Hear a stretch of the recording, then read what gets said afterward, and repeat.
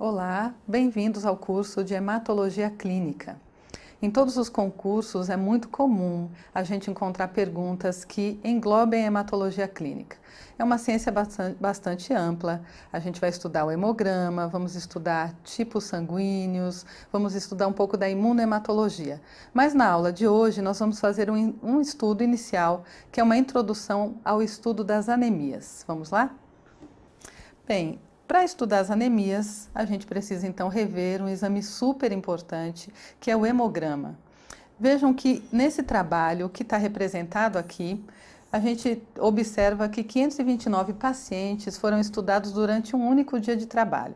Eles avaliaram então todos os exames solicitados e notem vocês que 59,2% das solicitações para esses 529 pacientes foram de hemograma.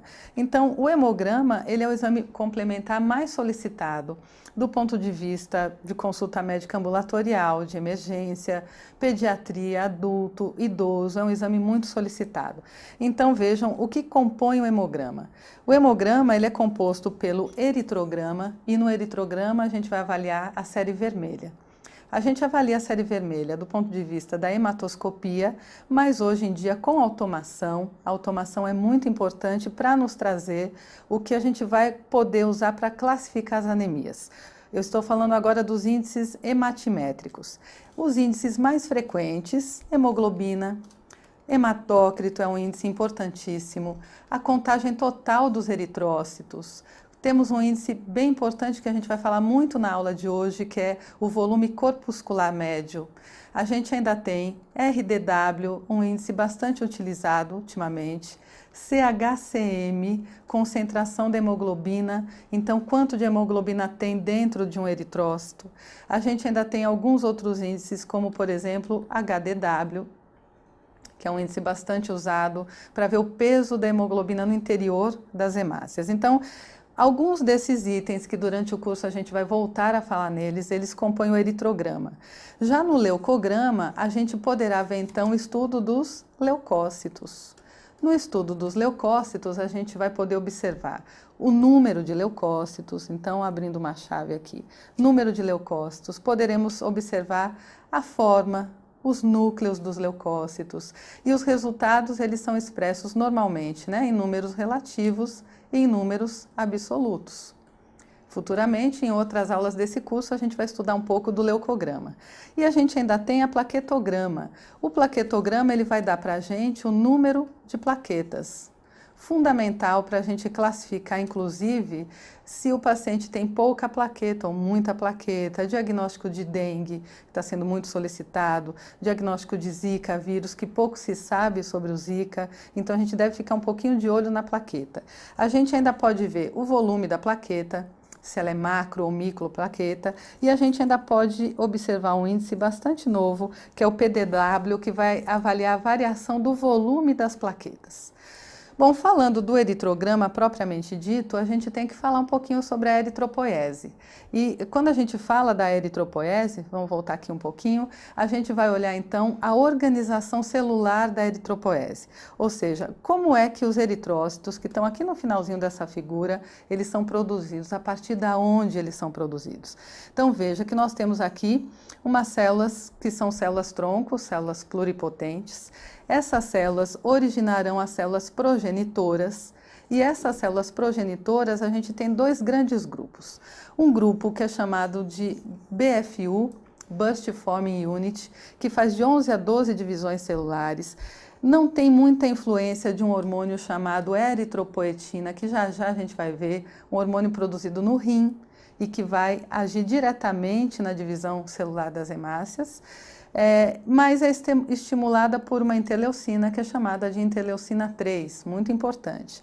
Ela se diferencia em torno de 6 a 8 dias e dá origem então às CFUs. Nas CFUs, a gente vai observar que ela sim já tem muita ação da eritropoetina, vai se diferenciar em torno de 5 a 7 dias, formando o que nós chamamos de proeritroblasto. A partir do proeritroblasto, então, a gente tem a formação de algumas outras linhagens que a gente vai estudar durante aqui essa aula, até que a gente forme, então, os eritrócitos numa via final. Falando um pouquinho mais sobre a eritropoetina, é interessante a gente se lembrar que a eritropoetina é um hormônio produzido essencialmente no rim. Não é só ele que estimula a eritropoese, a gente tem uns outros fatores que estimulam, como por exemplo, epinefrina, NOR, prostaglandina, mas é bastante interessante a forma como a eritropoetina age e nas condições que ela age. Essa figura, por exemplo, é do livro de Fisiologia Humana. A gente está estudando eritropoese, hematologia, num livro de fisiologia. Então notem que a eritropoetina produzida no rim, ela age então nas células-tronco hematopoéticas, formando os pró-eritroblastos, eritrócitos, e esses eritrócitos, lembrem que uma das funções primordial é o transporte da hemoglobina. Então, totalmente relacionado com a oxigenação tecidual. Se isso é verdade, a gente deve se atentar para outros fatores que poderão reduzir a oxigenação tecidual. E a cada vez, então, que a taxa de O2 seja reduzida, a depender da cronicidade da doença, essa eritropoetina, então, ela começa a ser produzida, ela vai aumentar cada vez mais no sangue, até que haja nos pró-eritroblastos para a diferenciação celular. Bom, em que condições a gente teria essa redução de oxigenação? A gente tem vários casos. A anemia é um dos casos, mas a gente ainda tem taxas que vão levar a hemoglobina a baixar. Em que condições isso poderia acontecer? A gente pode ver, é importante a gente se lembrar de que as doenças pulmonares, doenças obstrutivas crônicas, podem reduzir a troca de oxigênio ao nível alveolar e isso interferir, diminuir então a taxa de oxigênio. Isso pode ser um estímulo à produção de eritropoetina. Pode haver uma hemorragia, por exemplo, uma perda grande de volume que vai também diminuir a oferta de oxigênio e aumentar o estímulo da eritropoetina.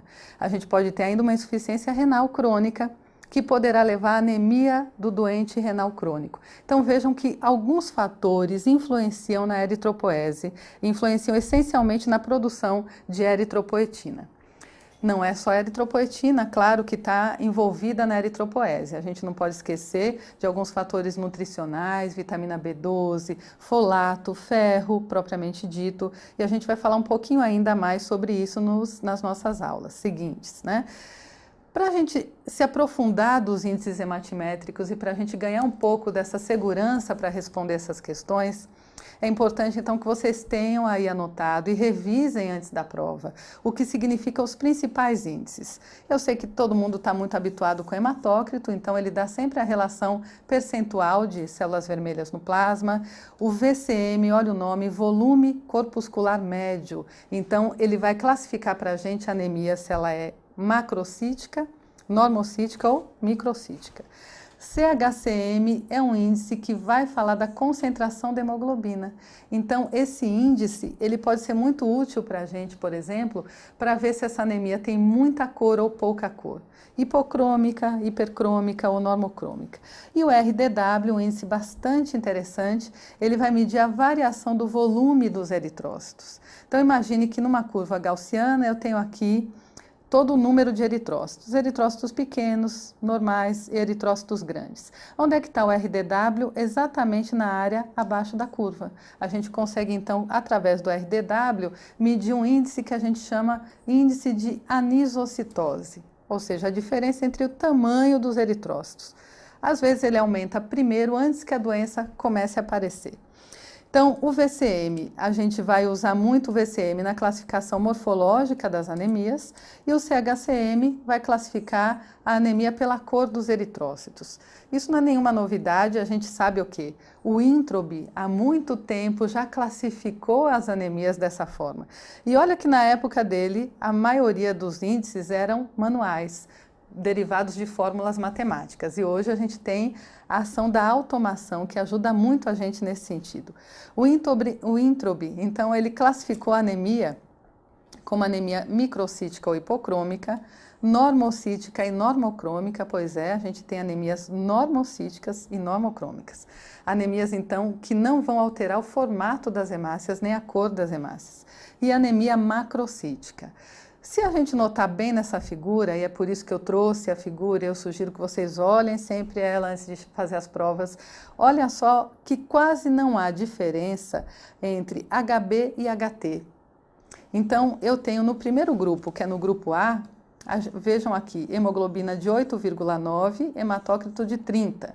Grupo B, hemoglobina de 10, hematócrito de 30. E grupo C, hemoglobina de 10 e hematócrito de 30. Ou seja, hematócrito já não está muito útil para a gente diferenciar essas anemias do ponto de vista de tamanho de células e de conteúdo de hemoglobina. A própria hemoglobina, se a gente observar em A, B e C, não varia muito. Olha 9, 10 e 2 e 10 e 3.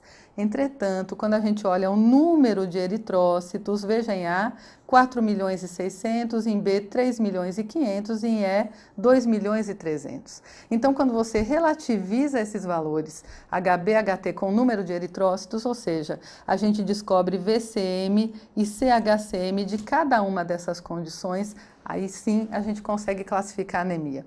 Veja, no grupo A, a gente tem VCM dando 65 e CHCM 29. Quando a gente observa o grupo B, VCM de 85, CHCM de 34. E no grupo C, VCM de 129, CHCM de 34. Aí a gente conseguiu diferenciar. Vamos olhar então, mudando aqui um pouquinho a cor da caneta, vamos para o VCM.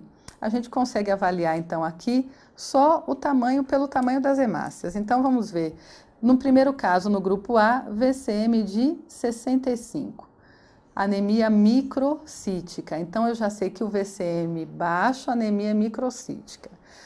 No caso 2, VCM de 85, eu já classifiquei como anemia normocrômica e normocítica, não há então variação no tamanho. E no último, VCM de 129, anemia macrocítica. Então, notem que esse índice hematimétrico, ele é bem interessante. Então, para a gente conseguir agora solidificar esse conhecimento, a gente vai ver uma pergunta de concurso da FUNCAB, lá no Acre, de 2013. O volume corpuscular médio, VCM, é calculado dividindo-se o hematócrito pela contagem de eritrócitos com métodos manuais, ou medindo diretamente por instrumentos automáticos, que é aquilo que eu falei para vocês. A automação é fundamental para a gente adquirir esses valores, representando a medida média de volume dos eritrócitos. Então vamos ver a pergunta. Na anemia microcítica, em geral hipocrômica, o índice VCM observado é, vamos olhar as alternativas, anemia microcítica. Se vocês lembrarem do slide anterior, a gente já vai ter uma ideia de como responder. Na letra A, de 82 a 92, 50 a 80 na B, 95 a 150 na C, acima de 100 na D e acima de 80 na letra E. Bom, a gente sempre, uma dica que eu sempre dou para todo mundo que vai fazer a prova é dar uma olhada no valor de referência da média populacional. E não é nem só para fazer a prova, a gente precisa saber dessa média populacional porque a gente deve saber em que população está contido o nosso laboratório. Eventualmente a gente pode ter um valor de referência que não englobe toda a população brasileira. No caso do VCM, olha só que interessante, o que a gente tem aqui? VCM de 80 a 100, anemias normocíticas e normocrômicas, 80 a 100. VCM abaixo de 80, então anemia microcítica. Então, é a pergunta, né? A pergunta está anemia microcítica, em geral hipocrômica. Acima de 100, anemia macrocítica. Bom, nesse caso, a gente já observa que para responder a pergunta, a letra correta é a letra B. Então, anemias microcíticas abaixo de 80 femtolitros. Letra B, de 50 a 80. Então, agora a gente vai fazer mais uma questão para encerrar essa primeira aula e para a gente, então, conseguir guardar um pouquinho das informações. Eu sei que quando a gente vai estudar a hierarquia das células vermelhas da medula óssea, né, tem muitas células. Lembra que eu falei para vocês lá do proeritroblasto até virar eritrócito, algumas transformações acontecem na medula óssea. Então, não é à toa que esse concurso aqui da Universidade Federal de Goiás, de 2014, está perguntando sobre a hierarquia da maturação das células vermelhas da medula óssea. Então, ele dá aqui uma série, eu não vou ler com vocês, porque a gente vai ler isso juntos a partir de uma figura, que é uma imagem bem interessante, que vai falar para a gente um pouquinho, para a gente recordar essa maturação, essa hierarquia da maturação. A gente, então, está falando do quê? Da sequência maturativa das linhagens celulares do sangue. que estão contidas nessa aula. Vamos olhar então, a gente começou no hemocitoblasto, que é a célula-tronco. Naquele slide, foi o terceiro slide onde eu mostrei essa sequência maturativa. Depois a gente observou proeritroblasto. Veja que são todas nucleadas e a hemácia não contém núcleo. Depois a gente tem algumas sequências de proeritroblastos, até que a gente observa nesse livro, é um livro que ele chama de normoblasto, o eritroblasto ortocromático, para chegar na fase de reticulócito e finalmente da hemácia. Para fixar bem essa imagem aqui, vou mudar uma imagem para o que a gente normalmente encontra no nosso dia a dia do laboratório. O que a gente vê no laboratório? Eritroblasto basofílico, policromático, ortocromático, reticulócito e hemácia. Então, nós estamos observando que do proeritroblasto, onde havia aqui uma cromatina, um núcleo com o seu DNA, né, todo compactadozinho, veja que esse núcleo vai ficando cada vez menor, o núcleo vai ficando piquinótico, até que esse núcleo, então, já do ortocromático, ele é expulso da célula. Sobra aqui um restinho de RNA, que a gente chama de reticulócito, e por último vem a hemácia. Então, quando a gente observa essa sequência toda aqui, a gente consegue chegar na resposta correta dessa sequência, ou seja, proeritroblasto, eritroblasto basófilo ou basofílico, em alguns casos a gente vai encontrar, eritroblasto policromático, que é esse daqui. Notem que aqui eu já tenho um citoplasma um pouco maior, o núcleo mais excêntrico, já tem formação de hemoglobina, ele já está ficando um pouco acidófilo. Depois, eritroblasto ortocromático, então o núcleo bem pequenininho. Aqui a hemoglobinização já está quase que completa, né? A gente ainda tem aí 60% a 70% de hemoglobinização. Reticulócito, que tem então os restinhos de RNA ribossomal. E por último, eritrócito. A resposta correta é a letra D. Eu vou esperar vocês na próxima aula e espero que vocês então continuem assistindo nossas aulas e que as aulas sejam úteis para vocês nos concursos. Muito obrigada.